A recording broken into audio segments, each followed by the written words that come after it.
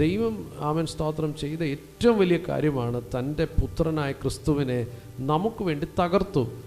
3 പേരിങ്ങനെ Calvary ക്രൂശിൽ തകർക്കപ്പെട്ട് കിടക്കുക. 2 വലിയ ദുഷ്പ്രവർത്തിക്കാരാണ് കർത്താവിൻ്റെ വലത്തും ഇടത്തും കിടക്കുന്നത്. പക്ഷേ അവരെ കണ്ടപ്പോൾ ആൾക്കാർ പറഞ്ഞു 2 പേരെ തൂക്കിയിട്ടേക്കുക. പക്ഷെ നടുക്ക് കിടക്കുന്നവനെ കണ്ടാൽ ആളല്ല എന്ന് തോന്നുമാറ് വിരൂപമാക്കപ്പെട്ടു എന്ന വചനം പറയുന്നത്. പ്രവാചകൻ കണ്ടാൽ ആളല്ല, അതായത് ഒരു മനുഷ്യ ശരീരമാണോ അവിടെ കിടക്കുന്നത്, ഒരു മനുഷ്യനെ തൂക്കിയിരിക്കുകയാണോ, ഒരു മനുഷ്യനെ ക്രൂശിലേറ്റിയിരിക്കുകയാണോ എന്ന് മനസ്സിലാകാത്ത വിധത്തിൽ തകർക്കപ്പെട്ടു. ഓ, എത്ര പീഡനമാ അല്ലേ! അവൻ്റെ മുഖം വിരൂപമാക്കപ്പെട്ടു. ആർക്ക് വേണ്ടിയാ? നമ്മൾ സ്മാർട്ടാവാൻ വേണ്ടി അല്ലേ? നമ്മുടെ പാപത്തിൻ്റെ പരിഹാരം നമ്മളിൽ തന്നെ നമ്മൾ ഏറ്റായിരുന്നു എന്തുവായിരുന്നു അവസ്ഥ? നടക്കൂ? എന്തെങ്കിലും നമുക്ക് കൊടുത്തു തീർക്കാൻ പറ്റുമോ? നമ്മുടെ പാപത്തിൻ്റെ വില കൊടുത്തു തീർക്കാൻ പറ്റുമോ? നമുക്കതിന് പരിഹാരമാകാൻ കഴിയുമോ? പാപിയെ വീണ്ടെടുക്കാൻ കഴിയത്തില്ല, ഒരു കാരണവശാലും കഴിയത്തില്ല. അതിന് പാപമില്ലാത്തവനെ ഒരു പാപിയെ വീണ്ടെടുക്കാൻ കഴിയത്തുള്ളൂ. ഹല്ലേലൂയ, ആമേൻ സ്തോത്രം. ലോകത്തിന്റെ പാപത്തെ ചുമന്നൊഴിക്കാൻ വന്ന ദൈവത്തിന്റെ കുഞ്ഞാട്, ഹല്ലേലൂയ, നമുക്ക് വേണ്ടി അറുക്കപ്പെട്ടു, അവൻ തകർക്കപ്പെട്ടു.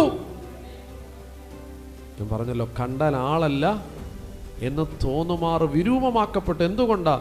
നമ്മെ ദൈവത്തിൻ്റെ അനുരൂപത്തിലാക്കി തീർക്കാൻ, ദൈവത്തിൻ്റെ സാദൃശ്യത്തിലാക്കി തീർക്കാൻ. ചിലപ്പോൾ നമുക്ക് ഒത്തിരി മറുപടി പറയാൻ കാണും അല്ലേ? നമുക്ക് ആമേൻ സ്തോത്രം നല്ല ആഹാരം തന്നു, നല്ല വസ്ത്രം തന്നു, ആരോഗ്യം തന്നു, ആമേൻ സന്തോഷം തന്നു. എത്ര ഒരു സ്തോത്രം ചെയ്യാൻ കഴിയും? സമാധാനം തന്നു അല്ലേ? എത്രയോ കാര്യങ്ങൾ തന്നു. എന്നാൽ ഏറ്റവും വലിയ കാര്യം നമ്മുടെ ജീവിതത്തിൽ നഷ്ടമാകാതെ കാത്തു സൂക്ഷിക്കപ്പെടുന്ന രക്ഷ എന്നുള്ളതാ. ഒന്ന് സ്തോത്രം ചെയ്യാമോ? രക്ഷ. ഹല്ലേലൂയ. പാപത്തിൽ നിന്ന് നമ്മെ വീണ്ടെടുത്തു, പുത്രത്വത്തിന്റെ അവകാശം തന്നു, മക്കളാക്കി തീർത്തു, അവകാശികളാക്കി തീർത്തു. ഇനി ഒരു ചോദ്യം കൂടെ ഞാൻ ചോദിച്ച് അവസാനിപ്പിക്കുക. ഇതിനെന്ത് പകരം കൊടുക്കാൻ പറ്റും? എന്ത് കൊടുക്കാൻ പറ്റും? നമ്മുടെ പൈസ വേണോ? കർത്താവിന് നമ്മുടെ പൈസ നമ്മളിടുന്ന സ്വോത്രാഴ്ചകൊണ്ട് നമ്മുടെ പരിപാടി അങ്ങ് നടക്കുമെങ്കിൽ കൊള്ളാമല്ലോ അല്ലേ? നമ്മളിവിടെ വന്നിരുന്നോണ്ട് നടക്കുമോ? നമ്മുടെ പദവിയോ, നമ്മുടെ പണമോ, നമ്മുടെ ശക്തിയോ ഏതാ? നമ്മുടെ പാപം മാറ്റി തന്നതിന്, അകർത്യം മോചിച്ചതിന് എന്തോ കൊടുക്കും? അതാ ചോദ്യം. നിങ്ങൾ തന്നെ മനസ്സിലൊരു ലിസ്റ്റ് ഇട്ടോ. എൻ്റെ കാറ് കൊടുത്താൽ മതിയോ ദൈവത്തിന്? എൻ്റെ വീട് കൊടുത്താൽ മതിയോ? എൻ്റെ മക്കളെ കൊടുത്താൽ മതിയോ? അത് എന്നെ കൊടുത്താൽ മതിയോ? എന്താ ഞാൻ ചെയ്യണ്ടേ? ഒന്നും കൊടുത്താലും പകരമാവത്തില്ല കേട്ടോ. വചനം പറയുന്നത് ദൈവം തൻ്റെ ഏകജാതനായ പുത്രനെ നൽകുവാൻ തക്കവണ്ണം ഈ ലോകത്തെ സ്നേഹിച്ചു.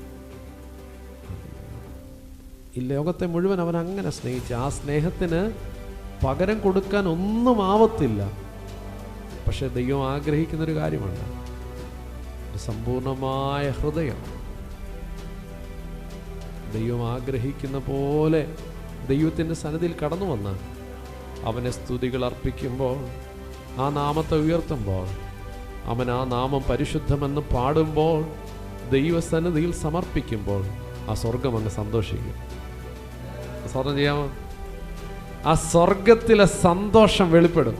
കർത്താവിന് വേറൊന്നും വേണ്ട, പാടാൻ അവിടെ ദൂതന്മാരില്ലാഞ്ഞിട്ടല്ല, പക്ഷേ നന്ദിയുള്ളൊരു ഹൃദയം ഉണ്ടാവണം.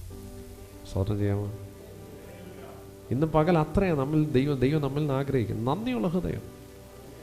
കർത്താവേ, ഈ ഒരു വർഷം മുഴുവൻ എനിക്ക് ശാപ്പാട് തന്നോണ്ടല്ല, എനിക്ക് ആരോഗ്യം തന്നോണ്ടല്ല, ആമേൻ, ഇതെല്ലാം എനിക്ക് ദൈവം തന്നു. നമ്മുടെ ദൈവം വിശ്വസ്തനാ അല്ലേ? സൗഖ്യം തന്നു, തരാഞ്ഞിട്ടല്ല, അതെല്ലാം ദൈവം തന്നു. പക്ഷെ അതിലുപരിയായി സംഗീതക്കാരൻ പറയും, എൻ്റെ ആകൃത്യം ഒക്കെയും. ഹല്ലേലൂയ. പിന്നെ പറഞ്ഞിരിക്കുക, എൻ്റെ സകല രോഗങ്ങളെയും സൗഖ്യമാക്കുന്നു. ആമേൻ, സ്തോത്രം. അവൻ എൻ്റെ വായിക്ക് നന്മ കൊണ്ട് തൃപ്തി വരുത്തുന്നു, എൻ്റെ ജീവനെ നാശത്തിൽ നിന്ന് വീണ്ടെടുക്കുന്നു, ദയയും കരുണയും എന്നെ അണിയിക്കുന്നു. ഒരുപാട് ലിസ്റ്റ് പറഞ്ഞാൽ തീരത്തില്ല. അവൻ അങ്ങനെയെങ്കിൽ നന്ദിയുള്ള ഹൃദയം നമ്മുടെ ജീവിതത്തിലുണ്ടാകട്ടെ.